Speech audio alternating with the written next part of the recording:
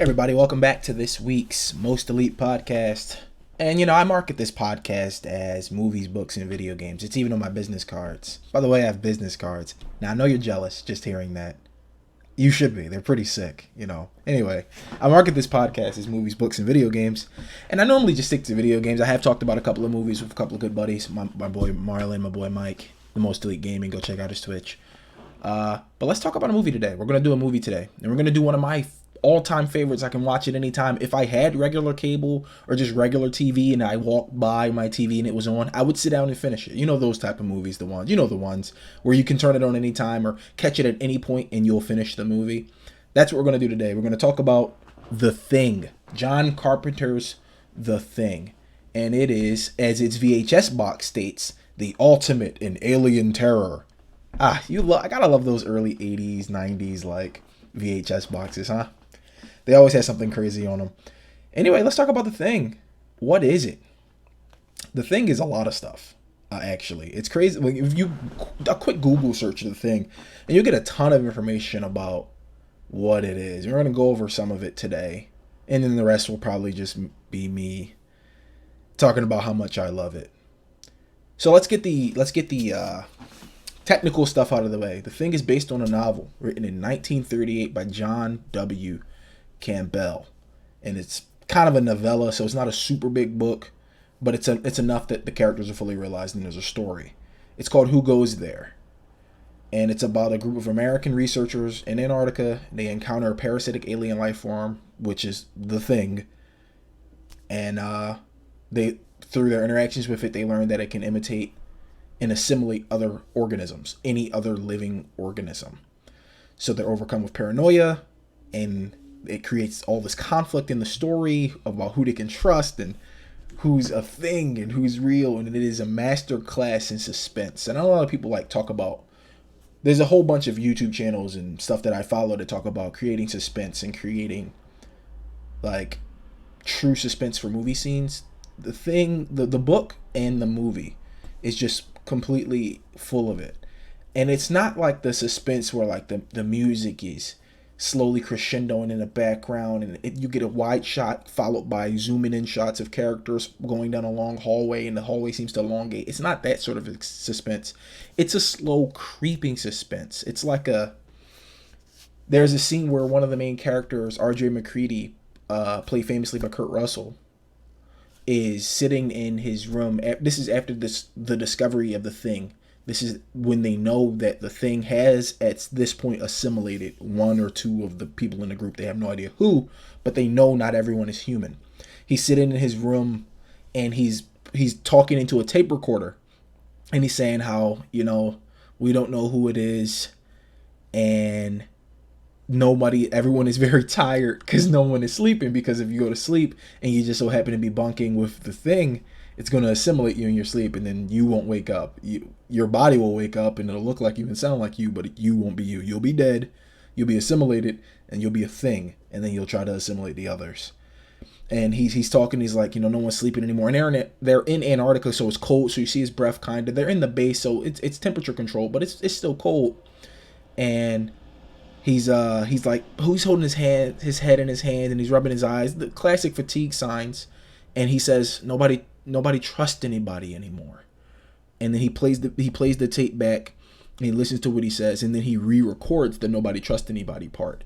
I guess for a moment he felt that was too hopeless. The Thing is a hopeless story, and I think that's what makes it so crazy. It's just from the very beginning, these guys had no chance. They were up against something so monumental, so powerful, so beyond their comprehension, that they stood no shot. It's sort of I think that's why I like it so much. It reminds me of classic cosmic horror stories. They might as well have been fighting Cthulhu. They had no hope to defeat the Thing. And so that's the sort of suspense it is, where it's taking place, you're seeing it all in real time, but it's not action filled. It's not the suspense of, oh my God, will they die? Or, oh my God, will they survive hanging off this cliff like Tom Cruise suspense? It's not that suspense. It's not heart racing suspense. It's blood chilling suspense. This is a big different one. It'll make your skin turn cold. The amount of the way this suspense works in The Thing, and it's all about distrust. That's really what it boils down to. How well can you trust somebody you've known for years?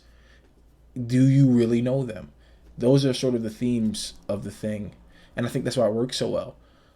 Since we're talking about the history of the thing, I think it's important to note that when the movie came out, it was a failure. It's a critical failure. I think it made $19 million on a $15 million budget. They lost a lot of money on this movie.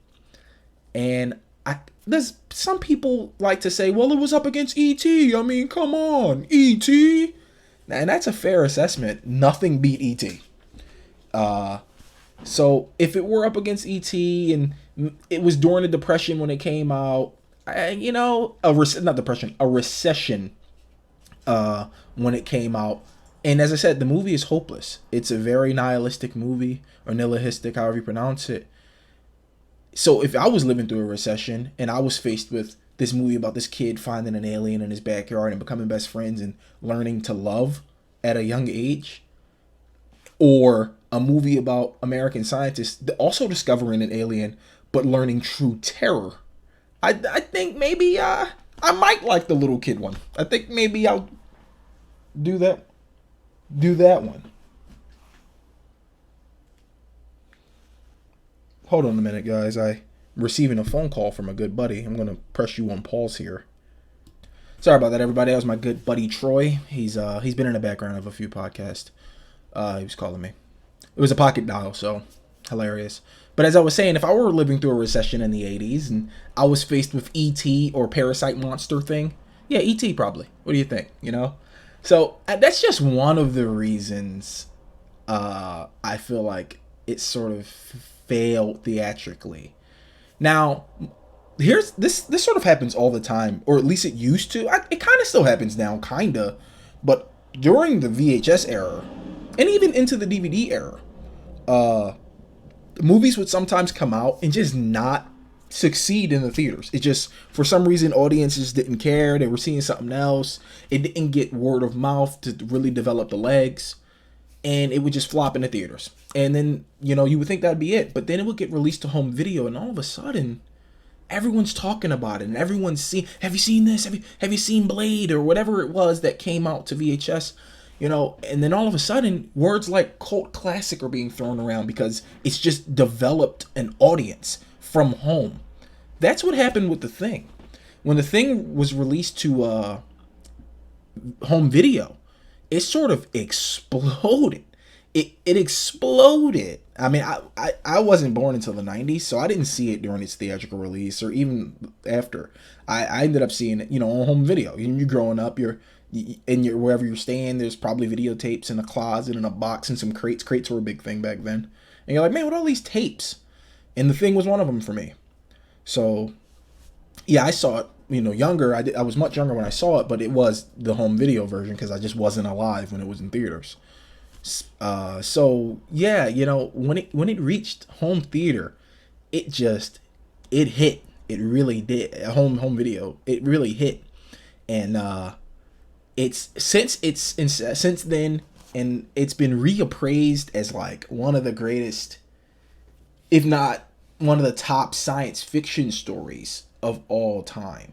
And I think I gotta agree, because it really is. I mean, you can watch, it's a masterclass in suspense and just hopelessness.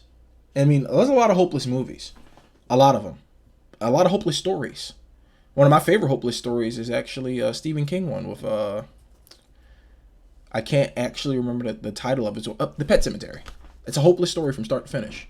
That's one of my favorite ones. And The Thing is also a hopeless story from start to finish. It's one of my favorite ones. So after it got its cult following and it sort of blew up, it went on to get books, board games, spin-off games. There's a PS2 game which I own, which I love, called The Thing. It's actually a direct sequel to the movie. I do not know if it's canon. It's kind of hard to know what The Thing canon is. I know it's prequel is canon, movie is canon, and after that it gets murky. Like, is the book canon? Are the Haunted House attractions canon? Is the video game canon? I would like the video game to be canon because in the video game R.J. McCready is in it, so that signals to me that he survives the end of the movie. The end of the movie is very is left up in the air, and people for years have been trying to decipher, well, what's going on there at the end. And then the video game kind of answers it for you that McCready survives, but he also might be a thing. So I don't know. One of the reasons I love the thing is because all the creature effects. And one of the reasons I love a lot of old movies, I guess I have to say, is because the creature effects are actually creature effects and not computer effects, if you know what I mean. That's not to say computer effects are bad. Some of the best movies have really cool computer effects, but they just stand out so much. But if you got good props and good actual effects, like that in the physical world, you can create some really good scenes that stand the test of time. Just go watch Jurassic Park. I think it has like 3 CGI shots, that whole movie. The Brontosauruses in the beginning, which still look amazing to this day, even though they're CGI, but if you go watch that scene, you're like, oh man, that's a good scene. The T-Rex, when it walks past the Jeep, is in CGI. And the T-Rex at the end fighting the Raptors is in CGI for like 2 shots. So yeah, I mean, Jurassic Park, it's timeless. And it has like almost no CGI in it, almost. So I think that it's always been like that though. I feel like the puppet effects are always, they are really there. So since they're really there, they just film better. I don't know. And the things are no exception. The monster effects in the thing are amazing. They use like chemicals and food products, mechanical parts, and rubber to make these creatures. And it's really striking. It's really unsettling. The monsters are really, really scary. There's a scene that recently, even as recently as last year, with Stephen King's It Part 2 remake, there's a scene with Richie where Stan's head comes out of the refrigerator and he has spider legs. And Richie zooms in, he's like, you gotta be fucking kidding me. That is a shot-for-shot scene from The Thing, where they're operating on the guy on a table and his head rips off because they set his host body on fire. And the thing about the things is each part of them is a living organism, so any part of them can be an organism. So his head escapes and he gets like little spider legs, and they all turn and notice him slowly, and the character Palmer, his cigarette sort of falls out of his mouth and he's like, you gotta be fucking kidding me. It's the exact scene. So even as early as last year, The Thing's influence is still in Hollywood. It is just such a good movie. And well, it's a good everything. It's a good book. It's a good movie. The video game's pretty fun too. And the video game, much like the movie, is all about distrust. There's like, if people are scared of you, that your own team can turn on you, open fire. They might think you're a thing. You get a game over. You can kill your team. It really, the thing about the thing. No, but seriously though, the premise of The Thing is trust, and how easily it is broken, and how hard it is to get back. Trust in the face of cosmic horror. As I said in the beginning of this, they may have well been fighting Cthulhu, because it's an alien creature from space.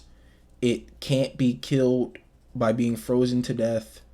It can get into your mind. It can control your thoughts. It's a cosmic entity. And when I think a famous quote that's constantly used to describe humans is, when man meets a force that he cannot destroy, he destroys himself. Nothing better sums that up than the end of the movie. In the end of the movie, where everyone except like 3 people have been taken over by the Thing, and the Thing wants to destroy the facility they're in so it can freeze itself. So when people come to find the team missing, because they're trapped, they have no communications. So sooner or later, a rescue team will come for them. The Thing knows that, so it wants to destroy the facility and have all the humans freeze to death, and then it will freeze. So when the rescue team comes, it can just wake back up and assimilate the rescue team and be on its way and take over the entire place. That's its goal. It wants to assimilate everything on Earth. I'm not sure where it came from, but the beginning of the movie shows it crashing. It's from space. It came here in a ship. I'm not sure if its original goal was Earth or if it was shot down or whatever the case, but it's here now. It's a monster from space. And so the quote is, where man destroys itself, realizing that the Thing wants to freeze the survivors, R.J. McCready, Childs, played by Keith David, and a few others, decide that they're going to blow they're gonna blow the rest of the station up. That way, when it'll freeze, and then hopefully they I don't know how they plan to survive, which goes back to the quotes. Because once they destroy the main body of the thing, and at the end McCready is by himself and he's watching the rest of the station burn. When a fire goes out, there is zero way he doesn't freeze to death. You know, they're in the Arctic. And then Keith David's character Childs approaches him and sits down, and they ask each other, well, where have they been? Because they didn't see each other, and they both give each other the reason that they didn't see each other. But remember, this is about trust. They can't trust that the other isn't a thing. So they sit down and they say that they're going to watch the rest of it burn. And he's like, well, what happens when the fire goes out? And he's like, well, I guess we'll get to that when we come to it. And they both share a drink. They had a drink.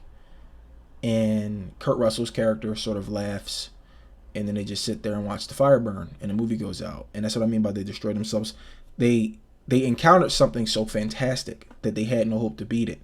Their only option was to die in the face of it. And I feel like a lot of cosmic horror ends that way, because it is the truth. I mean, humans, in fiction at least, and maybe in reality, when we encounter something so fantastic or grand, we got no hope. You know, especially in cosmic stories. So I think I love the thing for a lot of reasons. One of them is the creature effects. The other is the cast. I love Kurt Russell, Keith David. I love those guys. Wilford Brimley was in it as well. He died recently. Rest in peace, Wilford Brimley. One of the actors from The Warriors plays a guy in it. I love The Warriors, so it's always really good to see like other actors in stuff at the time that I guess at the time it was a flop. So that's so crazy to think, because it is really a classic now, and a lot of people agree that it's one of the best movies ever written or ever created. And it's hard, it's crazy hard to even think that it was bad at a time. Like, John Carpenter directed it. Like, he did so much. Like, he did Halloween, man. And then he can, like, and Halloween is the furthest thing from the thing. Halloween is a psychopathic embodiment of evil with a knife. The thing is an alien monster from space that can mimic you. There is no middle ground there, except that they're both trying to kill you. So it's crazy that he's so talented that he can just make movies like he did. He did another one with Kurt Russell. What did he do? Big Trouble in Little China. Oh my God, that is nothing like either of the other two I mentioned. But yeah, I mean, it's just a fantastic movie. If you haven't seen The Thing, it's really weird that you haven't seen it. You should probably go watch it. It had a prequel in 2011. I think Mary Elizabeth Winstead was in it, if that's how you pronounce her name. And yeah, it had CGI things. And I'm going to tell you, I didn't like them. I didn't like the way they looked. The puppet things are just better. The rubber plastic food particle things are better than the computer generated things. And that's crazy, man. They shouldn't be better. I should be amazed at the new things. Oh, it also announced it was in 2020 this year. It was announced it's getting a reboot. I hope they use real effects. If they use CGI effects, they gotta be like so immaculate that I won't mind. And I'm a bit of a snob. I don't know if you guys noticed listening to my channel over these years that I'm a bit of a snob.